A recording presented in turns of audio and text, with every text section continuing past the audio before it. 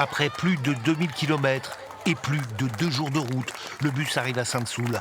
À son bord, 51 Ukrainiens, 36 enfants, 14 femmes et un homme divorcé qui a obtenu le droit de partir avec son fils.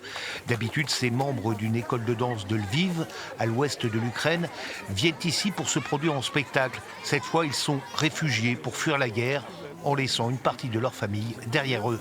C'est vraiment une décision très difficile de rester famille à Lviv et venir ici, mais quand même on est là. Viens, Sylvie, viens. Oui. Et Viens là. bien sûr, tout le monde a pleuré. Tout le monde a pleuré et on va pleurer. Mais on espère revenir à l'Ukraine plus vite. L'association Les Joyeux Petits Souliers, qui fait venir régulièrement ses chanteurs et danseurs en France, a lancé un appel pour trouver des familles d'accueil. La réponse a été rapide. On ne s'est pas posé de questions en fait. C'était naturel, normal pour nous d'accueillir. On a les deux enfants qui sont étudiants maintenant, qui sont partis de chez nous. On a de la place pour accueillir et ouais, ça nous paraît complètement normal. C'est tout ce qu'on peut faire, c'est pas grand-chose, mais bon voilà.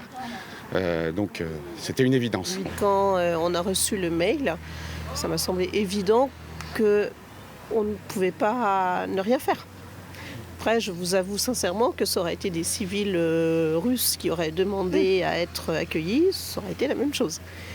Je n'accueille pas des Ukrainiens, j'accueille des réfugiés. Le voyage a aussi été rendu possible par la mobilisation de la Régie des Transports Rochelais. Elle a affrété un car et son directeur et 6 chauffeurs se sont relayés pour le ramener à bon port. Ces Ukrainiens-là sont aujourd'hui hors de portée des bombes et peuvent entonner en sécurité l'hymne de leur pays.